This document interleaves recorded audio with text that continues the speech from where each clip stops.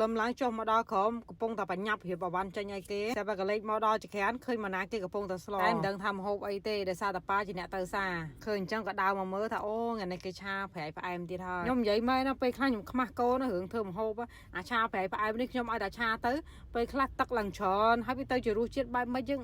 ចាប់អត់បានណាយើងដឹងថាពេលដែលយើងញ៉ាំរបស់គេទៅដឹងថាឆ្ងាញ់តែដល់ពេលឲ្យខ្លួនឯងធ្វើវាមិនកើតតែអានឹងយើងកុំនិយាយកូនលឺកុំឲ្យកូនមើលងាយយើងថាយើងជំនឿឲ្យគេយើងអត់ចេះធ្វើម្ហូបមិនមែនថាមិនចេះទេចេះដែរ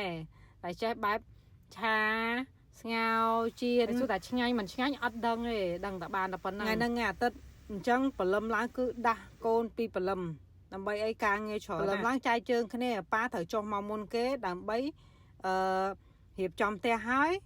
កាត់បងអវ៉ាន់ចំណែកម៉ាណាឡើងទៅលើដើម្បីប្រមូលខោអាវទៅបោកនៅជាន់លើម៉ែនេះមុននឹងកូនទូចក្រកគឺត្រូវជូតផ្ទះពីជាន់លើទៅដល់ជាន់ក្រោមហើយខ្ញុំនិយាយមែនខ្ញុំឆ្លាញ់ការ៉ូខ្ញុំមកបន្ទាប់ពីជូតហើយគឺភ្លឺអាឡូងសំខាន់យើងជូតតែមួយទឹកទេឃើញថាការ៉ូរបស់យើងភ្លឺចាញ់ចាំងហ្មងដោយសារអីខ្ញុំមានជំនួយការពិសេសរបស់ខ្ញុំគឺមេថៃការ៉ូនឹងឯងដល់តែជូតផ្ទះហើយអីហើយងូតទឹកឲ្យសិទ្ធិការហើយគឺចាប់ផ្ដើមចុះមកក្រោមខ្ញុំចុះមកក្រោមគឺយឺតជាងគេដោយសារតែខ្ញុំធ្វើការនៅលើច្រើនហើយចុះមកដល់ក្រោមនេះប៉ាទិញម្ហូបទិញអីហើយមកម៉ាណាចាប់ផ្ដើមធ្វើម្ហូបហើយធ្វើម្ហូបបដាបបរឲ្យប្អូនបដា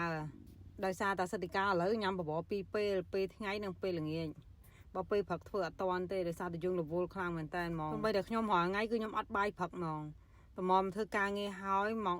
10ថ្ងៃខ្លះម៉ោងមិន10ដូចថ្ងៃហ្នឹងអីហ្នឹងតម្រាំខ្ញុំបានបាយពេលព្រឹកម៉ោងមិន10កន្លះនិយាយទៅព្រលឹមឡើងព្យាយាមថាងរកអីញ៉ាំដែរតែលក្ខណៈដែលយើងរវល់ពេកចេះតែរវល់ហើយចេះតែហីអញ្ចឹងប៉ុណ្្នឹងហើយការងារនៅតែធ្វើមិនចង់តាន់ទៀតពីអ្នកប្តីប្រពន្ធណាហើយបើសិនជាម៉ាណានៅផ្ទះចក្រានជើងឆ្នាំងគឺផ្ដាច់លើម៉ាណាហ្មងហើយម៉ាណាកំពុងតែស្លណានេះសកម្មភាពកូនកដាលចាកូនកដាលកំពុងតែដេកមើលកូនពៅហើយឪនឹងរៀបចំផ្ទះយកសម្រាប់ទៅបោះចោលនិយាយទៅគ្រួសាររបស់ខ្ញុំគឺសកម្មហ្មងអត់ឲ្យមាននរណាម្នាក់ទំនេរទេអាទូចធ្វើដោយទូចអាធំធ្វើតាមបែបធំហើយអ្នកដែលប្រើកម្លាំង 100% គឺម៉ែហើយឪហ្មងកម្លាំងជួមុខឯងពីរអ្នកបងម៉ូនីកានៅផ្ទះបានមើលប្អូនមិនបានធ្វើអីក៏ត្រូវតែដេកមើលប្អូនដែរហ្នឹងឯងហើយបងមិនអញ្ចឹងទេថ្ងៃណាតែរវល់ខ្លាំងសំបីតែកូនទូចហ្នឹងក៏អត់បានគេងព្រឹកដែរណាកូនខ្ញុំថ្ងៃហ្នឹងគេនៅញ៉ាំបាយផ្ទះមួយថ្ងៃដល់ពេលថ្ងៃបានគេទៅរៀនហែទឹកអ៊ំជូនហើយចុងភៅយើងហ្នឹងដំបូងថាឆាប្រែផ្អែមទេដល់ហើយគេទៅលៃដាក់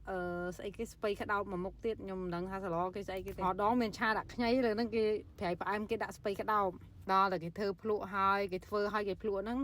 ណែគេឲ្យប្អូនគេអ្នកភ្លក់ម្ដងចង់ដឹងមើលថាឆ្ងាញ់អត់